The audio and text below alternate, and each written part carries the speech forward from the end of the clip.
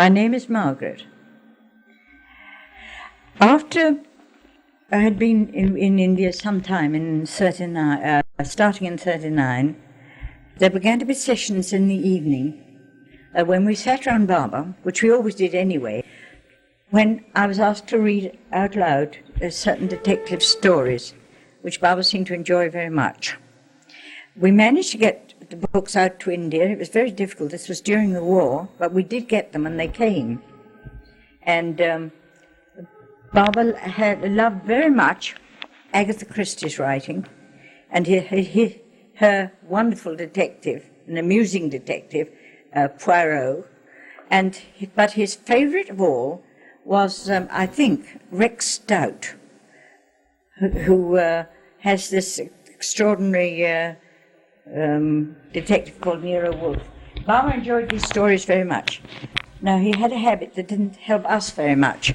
He'd wait till the most exciting point and then close the book and say nothing more till tomorrow. And I had charge of the books, and I wasn't allowed to look in them, and no one was allowed to know till the next time we had a session together at the end of the story. This went on for a very long time. And even after I left India, I sent books out to India every 2 weeks of these different writers that Baba liked very much. Now, a strange thing that happened. We were in Secunderabad, and it was the last week of the European part of the war, not afterwards the bomb in Japan and so on, but the European part of the war.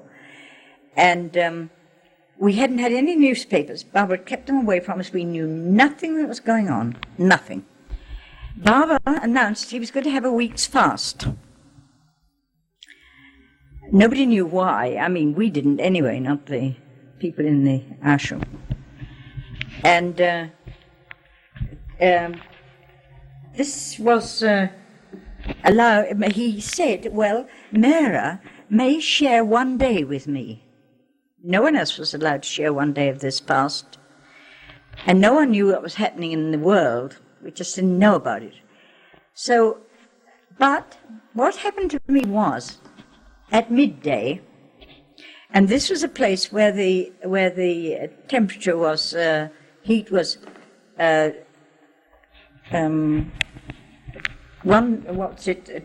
and night it was about 115. But at midday, for 2 or 3 days, Baba sent for me. He was alone. One was seldom alone with Baba. There was no one there. The girls had gone for rest, and he'd sign to read. Fetch a book and read. So I fetched a book, and I sat down, and then Baba proceeded to cover himself with a sheet. And there was I sitting in the heat, reading aloud a detective story, all alone, faced only by a sheet, and I'm sure Baba couldn't hear a word I was reading. I would read until the room began to turn black, what with the heat, and Baba under the sheet, and I not knowing what was going on.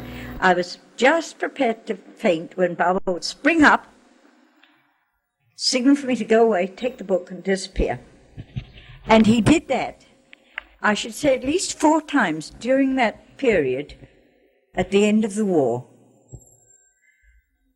One day I had to take the dog, Mani's dog, for a walk. I loved this dog very much. I got outside the gate alone for a few minutes, which is a very rare thing, and what a relief it was to walk along a street.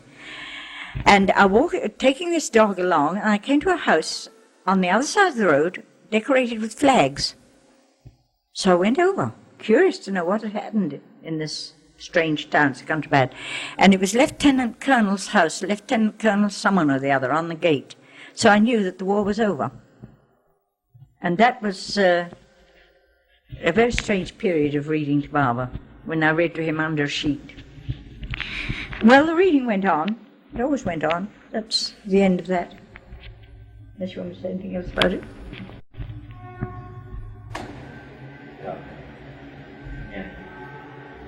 Go? In many places when we were with Baba, touring mostly, we'd sit round him in the evening wherever we were. So we had no chairs, we sat on the floor, and Baba would talk to us. And then he'd point to someone and say, "Tell a story." And this poor unfortunate person maybe never read a story in her life or something, but she'd scrape up something. And we all, at that time, Rano had some books sent out there from America with short stories in them. We were reading these short stories all the time, hoping we'd find something to please Baba. And then one evening I was absolutely stuck for a story, and I said, "I'll tell you a story I wrote when I was a little girl." So Baba put up with this, and I told him the story. And then he said, "Now, for the future, every night you're to make up a story, and I will give you the title the night before." So every night Baba gave me a title of something, and during the day I had to make up a story to it. It was quite simple at the time because I was doing a job. I was sitting at the gate, guarding the gate from anyone who wanted to come in. And so I sat there under this tree and made up these stories. And every night Baba gave me a title. And if the story wasn't quite up to scratch, he had a few words about it and said I hadn't put myself into it properly. So I had really to work quite hard every day. And finally, after about a month, this was in Panchgani, we were up in the hills, at the end of a month he said, "Now, every day you have to remember all the stories you've told and you have to write them down." So I had to go outside in the garden. There was never anywhere to write in any house, no table or anything, and write all these stories down for Baba. And that's the end of that one.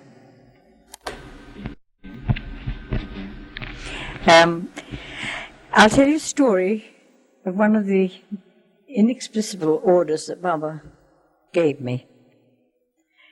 It was in London in 1934, and the Conservative Party had decided to boost itself by giving a large performance at the Albert Hall. There were scenes from English history, small scene up on the top wall and a small scene on the lower floor, and so on. And Quentin Todd and I, Quentin Todd was a disciple of Baba's who was a director in the theatre, were asked to put on the 2 or 3 small scenes. And one was a scene of Titania and Oberon. And Titania was a very, very beautiful young girl, and she played the part beautifully. It wasn't a difficult part, but still, a small dancing part. Well, as soon as we'd finished this thing and got it on the way, Baba came to London in 1934. And of course, Quentin and I were delighted that Baba was there, going to see our work going on, to see what we've done. And we asked Baba if we might get tickets and take him, and he said yes. And I think he only allowed one of the men to come with him. He didn't let us take the whole of the party that was there at the house where we were staying. And everything went along quite well until Titania and Oberon were playing their scene. And Baba suddenly nudged me and spelt on the board, "I wish to shake hands with that girl, but she must not know who I am." Now, this wasn't easy because Baba's picture had been in the papers. This girl and anybody who was in the work that Quentin and I were doing knew of our connection with Baba. And how were we to get this girl to shake hands with Baba and not know who he was? So Quentin and I worked out a plan, not a very kind plan, but it had to be done. We went down to the dressing room with Baba and waited until this girl came from the stage. And as she came towards her dressing room, Quentin and I rushed at her and told her how badly she danced, what a terrible performance she'd given, and that if she couldn't do better than that, we would see that we never gave her another job, never. And the poor girl burst into tears, naturally, because she hadn't danced badly at all. And we got her well, crying, good and strong, weeping. And then we said, oh, by the way, this is a friend of ours, Mehwan Irani. And she put her hand and said, how do you do? Woo! And so Baba turned away. He was perfectly satisfied. The girl was not. So we had to go around the next night and soothe her down, tell her how beautifully she danced, and we were sure she was sick the night before, and we hadn't meant what we said. But that was one of Baba's strange orders, and I have no idea why he had to shake hands with that girl. In 1932, we were staying with Baba at a small hotel near Portofino. It was in Santa Margherita, really. And after a bit, the whole hotel got filled up with people who were visiting Baba. And we had a lovely time there with Baba, walking over the hills, and Baba was very, very full of light and life, and we walked over these lovely hills, and Baba was with us all the time. Now, what I'm going to tell you is about Baba and an amusing dancing lesson he had. Most of the other disciples had gone out to have their passports put right or something. I really don't know what was wrong with them, because my passport was all right and Delia was all right, but the others all had to go and have something done. So Delia and I were in the garden of this hotel alone, and suddenly Baba appeared. He looked very beautiful, as usual, but full of mischief and love, lots of love, but there was still a touch of mischief there. And he came up and he said to us, well, what shall we do? And as I've already told you, he had told us that he'd come to meet us on our level, so I had what I thought was a joke, and I said, well, let's leave the universe and have some fun, Baba. Leave the universe for the afternoon. So Baba nodded his head and looked delighted at the idea of leaving the universe. And first of all, he jumped on my back. That was the first piece of leaving the universe, and nearly broke my back. But he then said that he would like to have a dancing lesson. So Chanji took his hand and brought him to class. And I asked a few of the usual questions one asks a new pupil. And then I took his hand and I did 1, 2, 3 hop, almost like a polka step in front, going forward. And he joined in immediately. There was no having to learn it. And we danced all around the garden, and it was like flying. Baba was his hair flying and his white robe flying, and we both doing 1, 2, 3 hop all around this garden, right round to and it was quite a long way, but I've never felt such lovely dancing in my life. I mean, it really was inspiring to move with Baba like that. And then I think I showed him something else, but it wasn't quite such an excitement and such a beauty as the first step. And that was Baba's dancing lesson.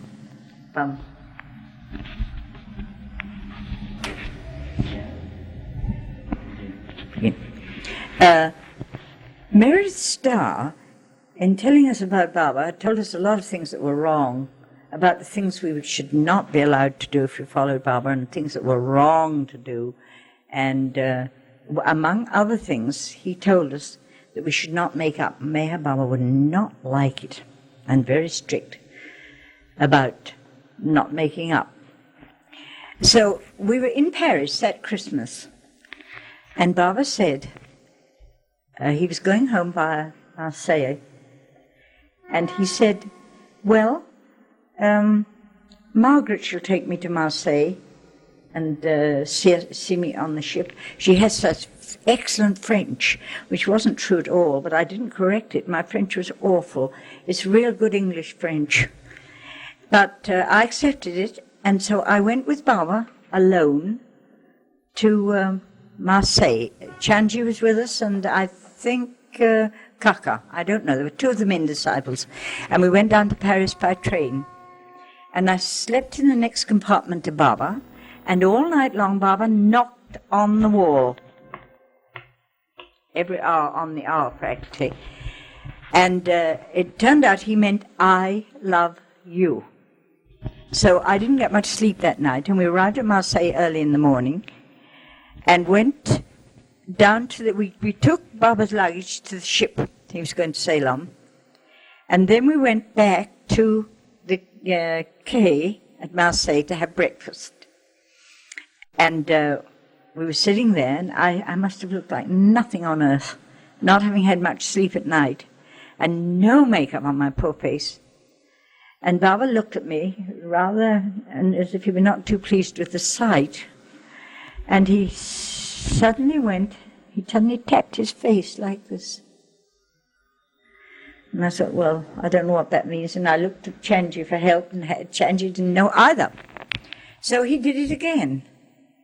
And I thought, a sort of little joy came, and I thought, well, perhaps he means I may put on a little powder, because he can't bear this. So I got out my powder puff, showed it to Baba. He did this again. I thought, well, he can't mean rouge. After all, Meredith said they couldn't possibly.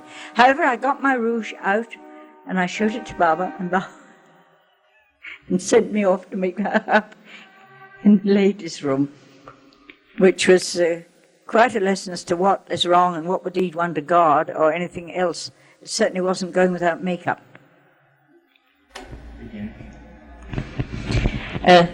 Many of Baba's early disciples, Western disciples, had been theatre people. For instance, Norina Machiavelli had been an actress. Quentin Todd was director of the Midnight Follies and of all Charlot's revues in London.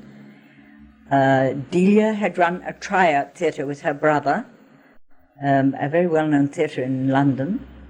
I had been a dancer and had been with the Russian ballet and had run my own company and and worked for the Carl Rosa Opera Company and so on and so on. And so Baba, I think the reason Baba asked for theatre performances was to bring what was in us, that certainly is part of the ego, up to the surface. He would ask for us to improvise or work on theatre shows, more or less theatre shows for himself. The first one I remember was when he was coming to London. I think it was in 1933. We were all living together in a house in Ealing, not at all congenial house, and we were not at all congenial, all shut up there together. We were waiting for Baba to come to London or make the next move. So Baba sent a message that when he came, he wanted a performance, a theatre performance. So we borrowed Delia's brother's theatre and his lighting experts and everything, and we got a performance ready for Baba when he came. And he said he enjoyed it very much. Now, the next performance I remember was in Portofino, when we stayed at Alta Chiara. There was a very large room there, a ballroom. And we got together a series of short scenes in which we made a great deal of fun of... this is a song we sang for Baba, or at least this is part of the song. We are the girls of Baba's camp you heard so much about, and everybody stares at us whenever we go out. Now, this was my verse. For I am just Zuleika. I thought that I could dance. I've lost my school, I've lost my hope, and I think I've lost my chance. Then we sang all together towards Baba. We sang it straight to Baba. We sang, the last line was the punchline of the song. For we are not God realized, but we hope it's so with you. We also wrote a play, also taking off what Baba had been doing. We each took our own we became our own selves at about 70 years old. I think this was rather a prophetic play anyway. And Delia was very old and Minta was very old, and I played Norina's part. They left me out altogether. I played Norina's part. And at that time, Baba had been playing us up, or playing up a game about the perfect boy. I don't know if you ever heard that. But he said that there was a perfect boy that had to be found, and that he was somewhere in Europe, and this boy had to be found. Well, Kitty was sent to Scotland, and she brought back a boy who was rather cross-eyed and an extraordinary-looking creature, and he got sent back. He was to be the handsomest boy in the world.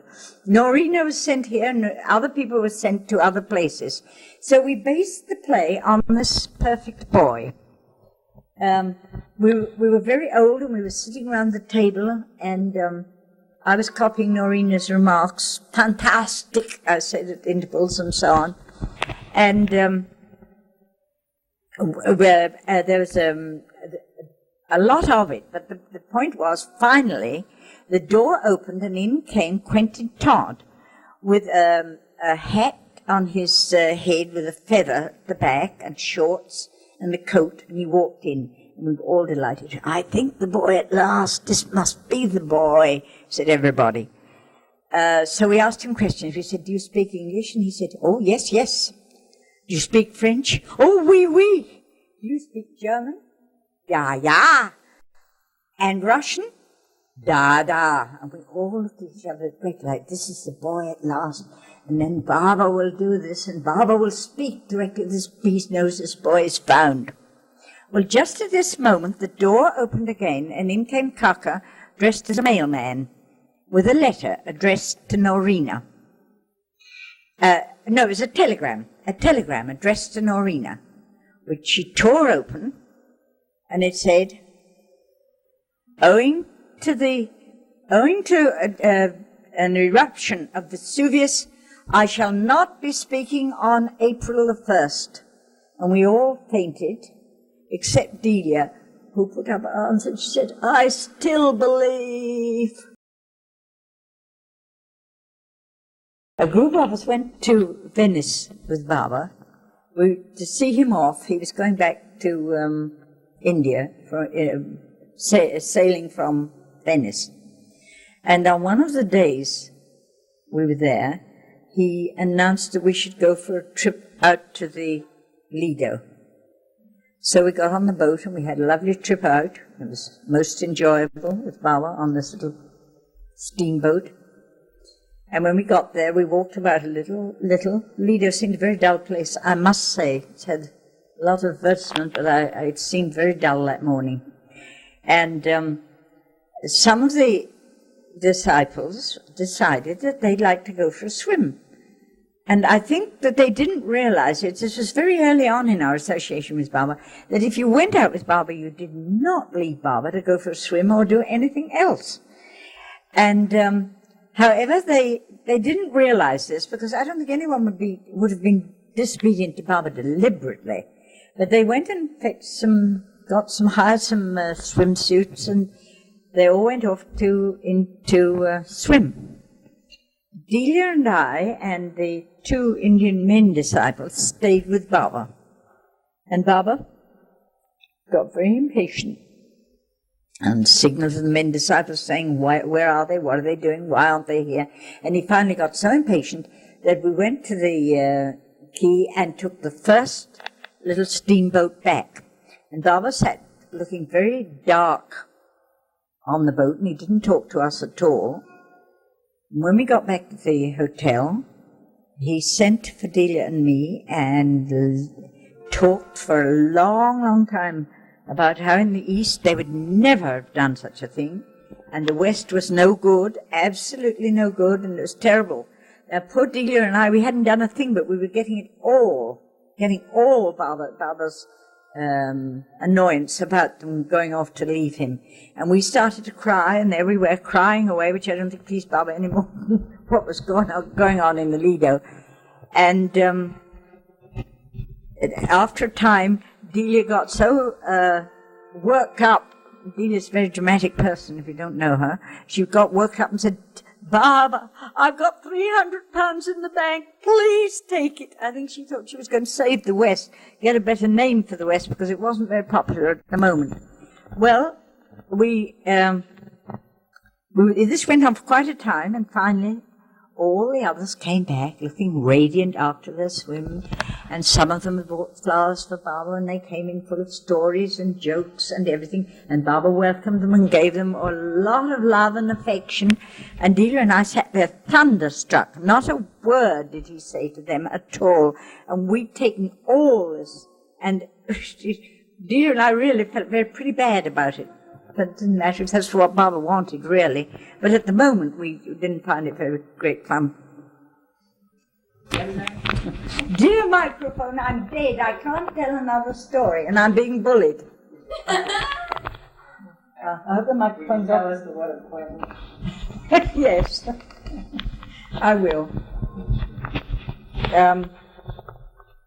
This was a thing that seemingly started in Zurich, but I think it had been building up a little bit before. Quentin Todd was one of the most charming creatures you've ever seen. He had great charm. Baba brought him to America. He introduced Baba to people like Tallulah Bankhead and Marie Dressler and Mary Pickford. He knew everybody. He was in the theatre. He was a director. But he had great charm. And Baba took him also to Ceylon with the Indians. He went about with Baba quite a lot in the early days, and he loved Baba very much.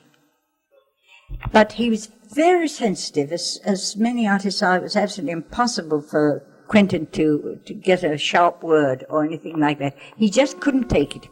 It wasn't in him. Now, in Zurich, there were two German people, a man and a woman. And the man, Baba took quite a lot of notice of. But the woman, it was one of the few people that I've ever seen him ignore. She had nothing given to her. I mean, unless something in her and we didn't know about it. But he didn't address her, didn't do anything. Walter Mertens, in whose house we were staying, he had a wonderful garden and fruit and so on, and he made a very special wine. And he asked Baba if one night we could have, Baba would give us each a little drop of wine, a little thimbleful actually it was. And Baba agreed that we would all gather in a room, upstairs room, and that he would give everybody who was staying there just a thimbleful of this wine, which was like having a sacrament. I can tell you to have wine given you by Baba. He told Quentin Todd, he said, "This woman, that German woman, is not to come in. She can't come in and have the wine with everybody, and you are to tell her." Now, there was a thing for a sensitive man to do. First of all, to hurt this woman's feelings and tell her she couldn't come in. And he didn't do it. What he did was, he asked someone else to do it without explaining that it was Baba's order, a very strict order. He told this other woman to do it, and she didn't realize it was important that this woman wasn't to come in, and the woman was never told. So Baba had just handed out these little drops of wine to all of us, and suddenly there was a knocking on the door, and round the door came this woman. And Baba looked as if he couldn't believe his eyes, and he turned a look of such pathos on Quentin. You know, the look was, "You've disappointed me. Is this your fault?" And Quentin turned, I don't know what colour, puce, and started to explain that there was a story that just made no sense. So Baba, to save Quentin, offered him a glass of wine. And Quentin said, "Oh no, Baba, I can't take that glass of wine. I've done wrong. Absolutely refused. There was a second disobedience. And so Baba looked at all of us and turned us all out. We didn't have our wine. We were all turned out. And Quentin remained with Baba. But I have no idea what passed between them. After leaving Zurich. Quentin, Delia, Mabel and I went to Tossa for a holiday. But before that, Quentin and Norina and several of them were in Marseille with Baba in a hotel. And Baba decided he wanted to take a lot of budgerigars, those very small birds, back to India. So everyone was sent out at varying times in the day to buy a cage with a budgerigar in. And they were transferred from the small cages into an enormous cage of, it must have been about 4 feet wide and very tall. And Quentin's job was to transfer the birds from the little cage into the big cage. Well, one afternoon, Norina went out and bought a cage with a couple of budgerigars in and came back very pleased and showed them to Baba. And Baba said, lovely, and all the rest of it, and showed his pleasure. And he called Quentin to put the birds in the cage. And Quentin said, Baba, can you wait for a few minutes? I'm just having my afternoon tea. He was one of those people who just couldn't go without his cup of Earl Grey tea in the middle of the afternoon.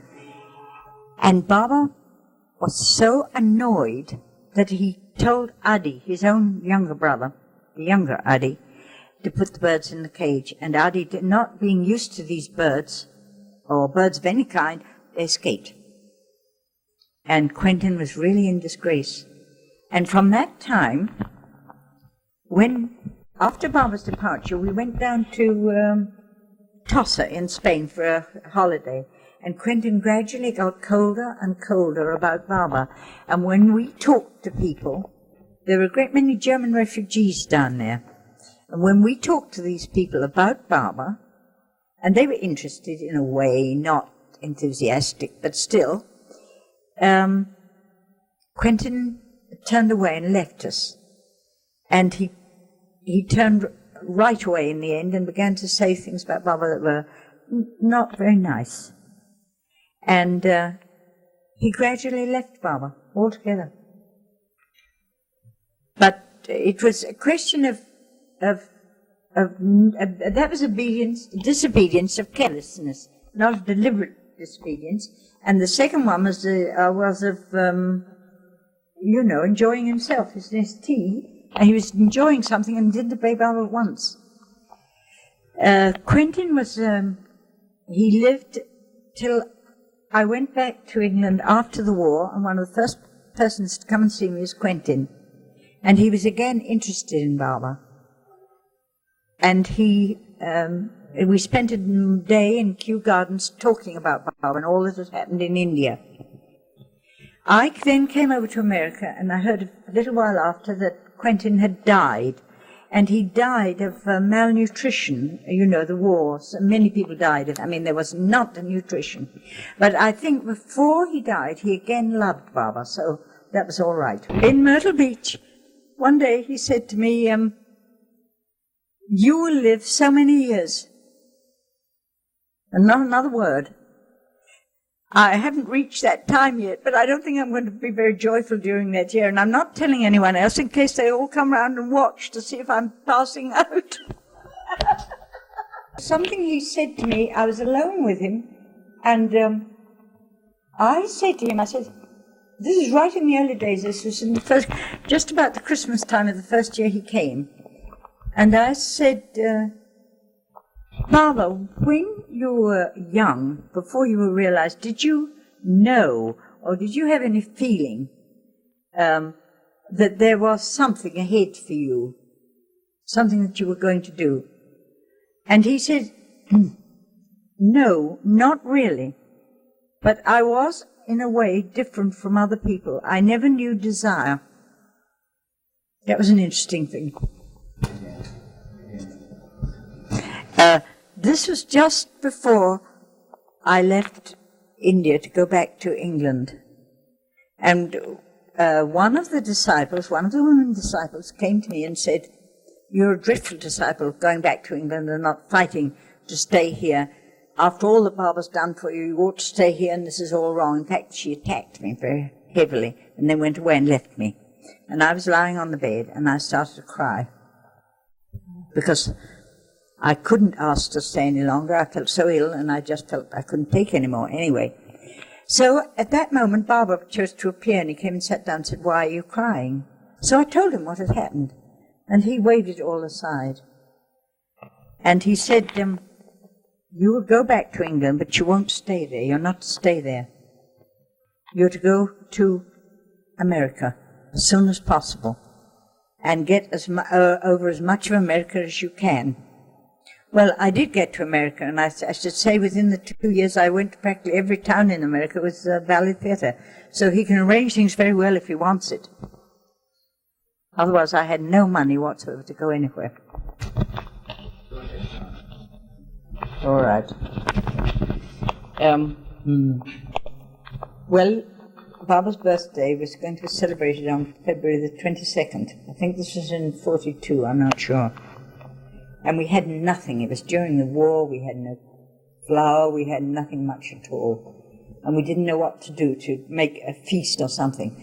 Well, out of a lot of old flour that was found up somewhere and a few other things, in the kitchen they concocted a 7-layer cake for the 7 planes. And we made a ladder and went up to the 7th plane, a poor little man hanging on it about the 3rd plane. And we had a few other things we hung on of our own just to trim it up. And that was for Baba's birthday cake. Well, in the evening, Baba called us and said he was going to give us a little drop of wine. Again, you could hardly see the wine if he gave it to you, but it was a sacrament, quite definitely. He went over and looked at the cake and showed his pleasure, and he waved his hands and how wonderful it all was that we should have the cake. And he took another look at the cake and tore the 7th plane off the top and walked off with it. I don't know what he meant, whether it meant that we weren't going to get there or anything else, but he just tore the top off this cake and went away. So then he came back and he gave us each little drop of wine, and it went to my head.